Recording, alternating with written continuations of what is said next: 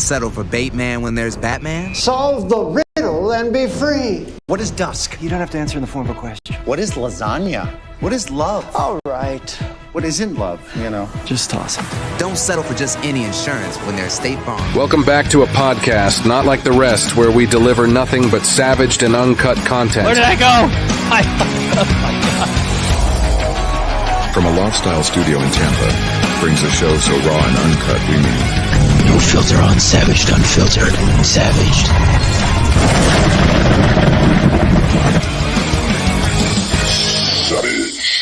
Hey guys, welcome in to the program. Welcome, guys.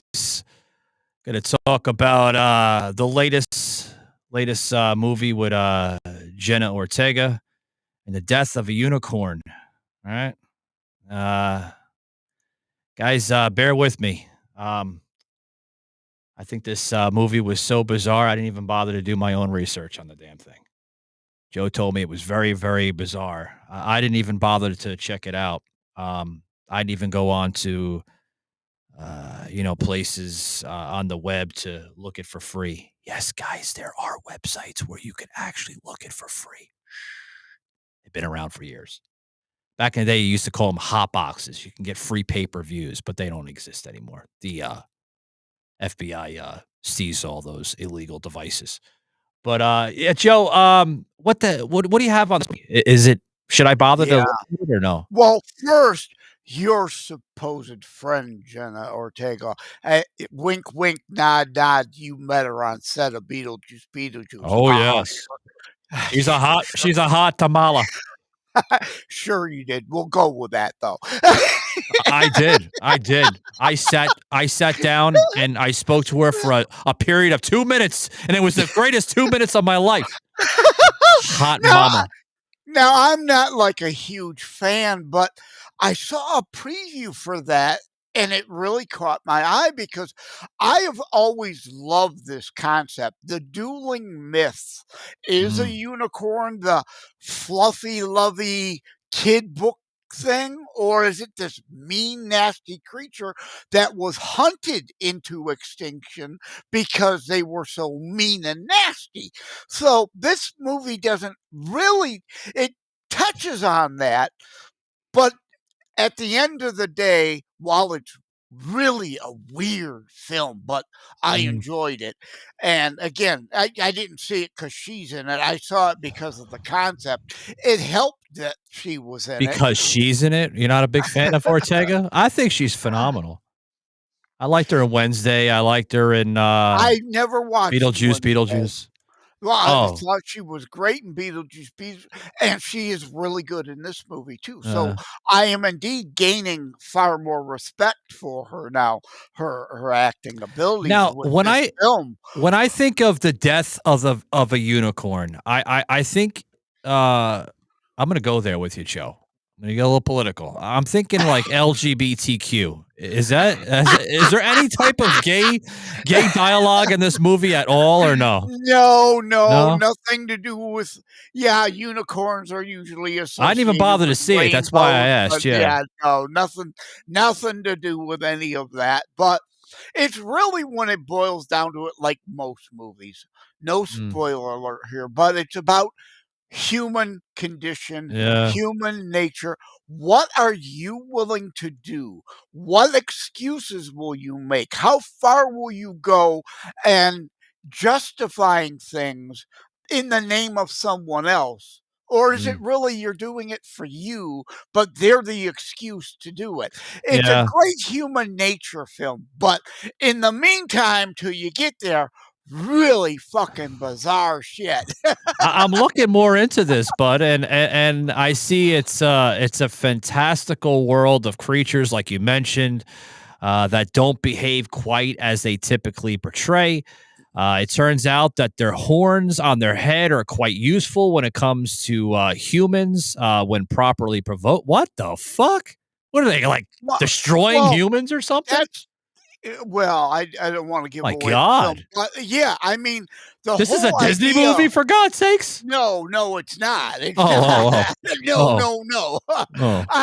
But the myth has always been that unicorns whether mean or nasty or really nice, have mystical, magical healing powers. So the movie deals in that. And indeed, yeah, the horn supposedly, has mystical, magical properties.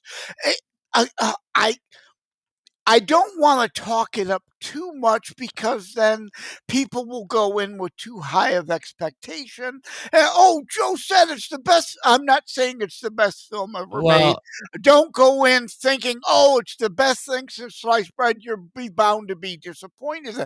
It's like the Heretic movie. I saw that thinking not much of it either. It turned out to be a good religious. Yeah. The end moral of Heretic is if I, as a Christian, am praying for you, the non-believer, you have everything to gain if I'm right. And if you're right, I've got nothing to lose. Well, Joe, let me anyway. Yeah, let me stop you right there because like obviously this movie that I'm not well aware of just as of yet. The director says that the movie Death of a Unicorn would exist without Jenna Ortega. Now, this is said by the upcoming director, actually made his debut with this movie, Alex Scarfman, is saying without Jenna Ortega, okay, we would not be able to make it. Now, he had some help with Paul Rudd, in the main roles. And Paul Rudd was excellent in it also. Yeah. Yep. Yeah. But I mean, let me just repeat that. Without Jenna Ortega, the movie would not be possible. So I want to question what other actresses or individuals that they have planned in place of Ortega before it even came into yeah. Well, I think there's probably a few other people that could do the role, but who? I don't want to get into that too much, but they would have to be young, Joe. Obviously, that's the point here. Is they were going for that age demographic. Yeah. It is kind of a horror film in a way. It's not quite horror genre, but it dips its toes into the horror genre to a degree. And who sees those kind of movies? Young people. So yes, Ortega is indeed the perfect fit to pull in the kind of audience to make the bank they're looking for. Yeah. Well, would it have worked with a Chloe Grace Moretz? Okay. Yeah, I still would have seen it, but Ortega's the it girl right now, so obviously, yeah, she's getting all her flowers. But the movie, folks, is out in theaters right now in the U.S. And it's said to be released this April 4th in the UK. So what is that? And Friday? Another one too. Friday. Yeah. Remember, I mentioned Novocaine to you the other day. That's another film that I thought I went in for free popcorn Tuesday, thinking, "Oh, this is going to be a silly, stupid movie," and it is. It's silly. It's stupid. It's wild. It's way over the top, unrealistic, but it is fucking fantastic. Also, well, here's a spoiler alert. Right before I get a quick sponsor ad break in, the spoiler alert says we're discussing important plot points of the movie. An ending of Death of a Unicorn. Just beware. This is said by Paul Rudd. There will be a sequel to it. What, did it leave it off at the end or something, Joe? That they're setting up a sequel to it? Yeah. Yeah, I could definitely see a sequel if this film does do well against. I didn't look up the budget either. I should have looked up what the budget was and what their first weekend bank was. I should have did that research too, but you know me, I don't like to do research either. I saw the movie. That was my research. Yeah. But yeah, at the end does play that a sequel could come, and it does actually have me interested enough that if there were a sequel, I'd kind of want to see it. Well, it shows that the reason for the sequel, is Rudd Paul Rudd's character dies and is placed on the top of the magical foal's corpse. That's kind of almost like this. You know what this movie reminds me of? Like a Harry Potter type thing. It does. I'm getting Harry Potter. You don't think so? I was going to say that there's a whole lot of little other thing. Again, part horror, part fantasy, part drama, part thriller, it's all kinds of parts of different things in this movie. Like I was, you probably too will be sitting there and be reminded of like, oh, that scene kind of reminds me of such and such movie. Oh, yeah. So yeah, I mean, they're all in there, and that makes it a better picture. Absolutely. Guys, but at the end of the day, it is a human nature question. Oh, yeah. Story. Yeah. Guys, before we close it out, I want to say thank you to a great sponsor here. Actually made sure I grabbed a prop here purposely for the show. Brand new sponsor showing some flowers to the show, so I'm going to show flowers to you. Thank you very much, Dude Wipes, for sponsoring the show. Okay. What I have here, guys, is my favorite. My daughter, if you guys heard the episode earlier this week, we did the episode yesterday on Spotify. We actually mentioned Dude Wipes. They just literally picked us up on Spotify, so thank you very much, Dude Wipes. I actually have the mint. You can see it right there. It's my green screen set is kind of throwing off the label, but I actually got the mint chill with mint and expressive of special oils that are with it. Now, guys, this is the single bag because I'm cheap. They have 3 bags that are stapled right together, right? They're just like this. There's 3 of them. They have like special tape. But these are the single bags. Now, just in a single bag, you're going to get 48. You see it, guys? 40. Oh, you can't see it. Here we go.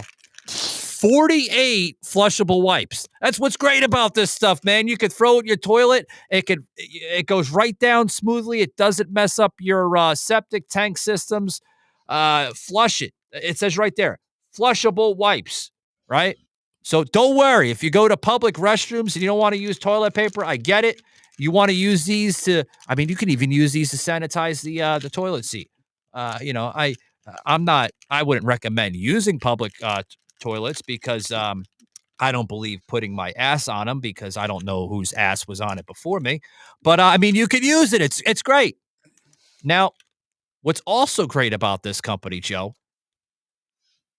they have plant source fibers in it. So it's very organic. It's very natural. You would think like so many chemicals are in it and everything, but it's not. It's actually very organic. A lot of plants, a lot of great stuff is in it. Now, guys, go ahead, Joe. Before we kind of plant-based stuff, that's what makes it flushable. It's biodegradable. It's not a plastic that is going to sit in your tanks for 1,000 years and not go away. That's right. These are biodegradable. That's why you can flush them. They are biodegradable. And now, I could get aloe vera. I'm not sure the mint thing, unless if you want your ass smelling minty fresh. Aloe vera makes sense. I don't know there's probably some great benefits to the mint oil. So hey, they're the expert, not me. Yeah. Now you see the handsome gentleman there in the graphic on the bottom of the program here in the video content here. If you're viewing us on iHeart, it doesn't show it. Spotify will show the video, not all the others. But this guy here. And what about Roku Cuckoo? Damn it, Joe! I'm trying to get there. Anyway, I'm trying to be quick with this because Joe sometimes chimes in. But anyway, back in the day, guys, this guy found it, dude, out of his apartment in Chicago. He was so tired of dealing with dry toilet paper during the aftermath of a lunchtime burrito, right? Something needs to be done, he said. So he created Dude Wipes to put all of us back in our game whenever nature calls. Says it right there on the label, guys. You don't believe me? Joe thinks sometimes I read things off of AI. No, right there on the fucking label. Yeah. So thank you very much, Dude Wipes. Appreciate it, guys. His was a burrito incident. I thought maybe he saw the taco episode and came up with, remember your taco truck? Oh, God, yeah. Oh, my God. You ain't lying. Look, guys, we're losing time on the show. I like to keep these little bonus ones within 10, 15 minutes. Actually going over the 15 minutes, but this is a boner episode? Bonus.